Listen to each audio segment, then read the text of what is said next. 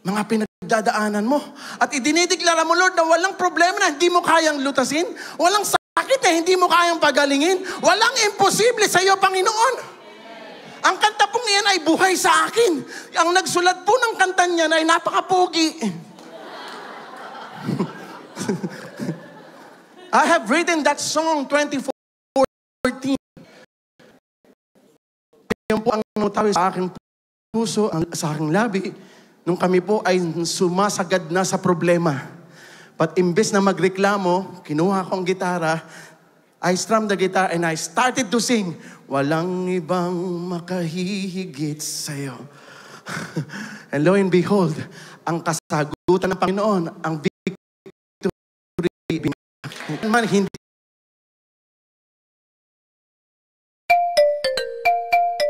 niya ako binigo. Kaya hindi po ako nagsasalita dito nang para lang makapagsalita. Ito po ay buhay na patotoo na ang Diyos ay Diyos ng himala. Na ang Diyos ay mabuti. Ang Diyos ay may kakayanan at walang mahirap sa Kanya. Sino rito ang kaya magpatotoo na walang mahirap sa Panginoon sa samay? Sumigaw ng hallelujah! Woo! May mga bagay na kakayurin natin, pagpapaguran natin, pero pambihira, pag kay Lord ka nagtiwala, may mga bagay na aminin natin na subukan mo na rin. Hindi mo pinagpaguran, pero binigay ng Panginoon. If I can borrow the testimony of Pastor Mark, okay lang ba? Pastor Mark po ay, I would like to honor Pastor Mark as ang tingin ko sa kanya ay napaka-humble, napaka-matyaga, masipag na lingkod ng Panginoon. Palakpakan natin ang Panginoon sa buhay niya. Kita ko kay Pastor Mark, walang angal. Kahit may nararamdaman, kahit anong nangyayari, bumaha na doon, pero ang heart niya panis maglingkod sa Panginoon. Amen?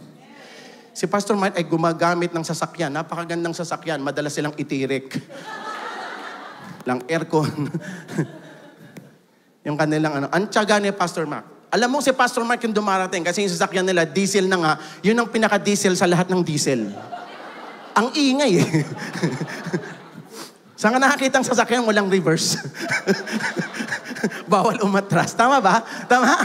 Napakadelikado, di ba? Pero makikita niyo kay Pastor Mark, oh glory to God, wala siyang angal. Kasi ang pagtitiwala niya ay nasa Panginoon.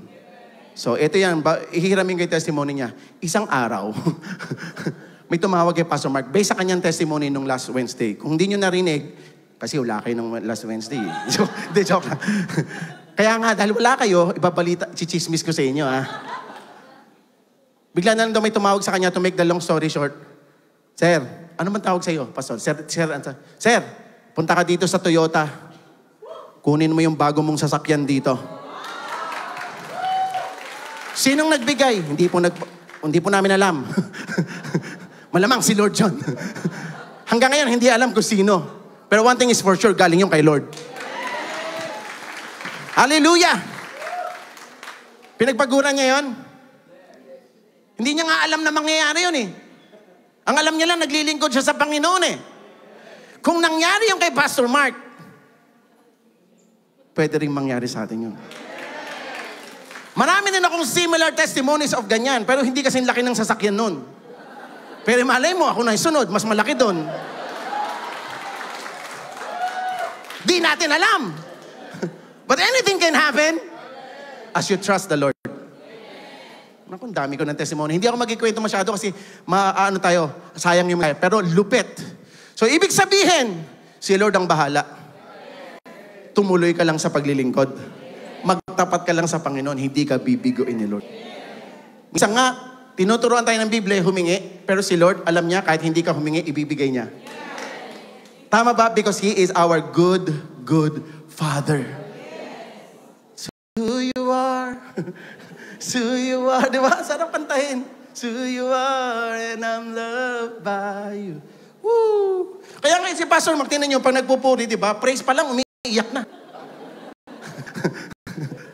At hindi yun isang beses na nangyari. Marami. Alam niyo ba yun? Ngayon, Lord, nanghihiram pa lang ako ng testimony, Lord. Next time ako naman.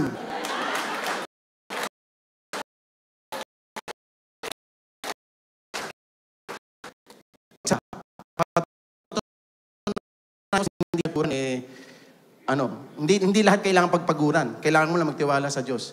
Pastor Mark ulit. Paborito ko si Pastor Mark eh. One time, bigla na lang may nag-abot sa kanya ng 1.6 million. Ganun lang. Pastor Mark, andyan sa paper bag, kunin mo, tanggapin mo to. Ganun lang. Wala, small time eh. Nakakatamad? 1.6 million lang. Pinagpagura mo, Pastor Mark? Kinarir mo ba yon? Habang gumagawa ka, 1.6. Habang nagpa-Bible study ka, 1.6. Habang nagpipreach ka, 1.6. Wala kang ganun. Ang alam mo lang, naglilingkod ka lang kay Lord, nagtatapat ka lang kay Lord. Pinagbubutihan mo ang pinagkatiwala sa'yo ng Panginoon, pero hindi mo alam, si Lord may sorpresa sa'yo. Dumataan ka sa mga pagsubok, pero si Lord, alam niya naman yun eh. Hindi mo alam, kala mo walang ginagawa si Lord, pero si Lord may hinahanda na pala. Sa aking pagsasalita ngayon, ako may nararamdaman ako eh. Kayo pa, may nararamdaman din. Ramdamin nyo lang. Para hindi kayo ma-discourage. Kasi ang dami nang ang problema, mamimili ka. Anong gusto mong i-meditate? Problema o yung blessing ni Lord? Hello?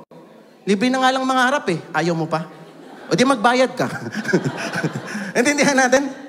Ganun eh. Hindi lahat kailangan pagpaguran. Yung iba, kailangan mo lang gawin, magtiwala sa Diyos.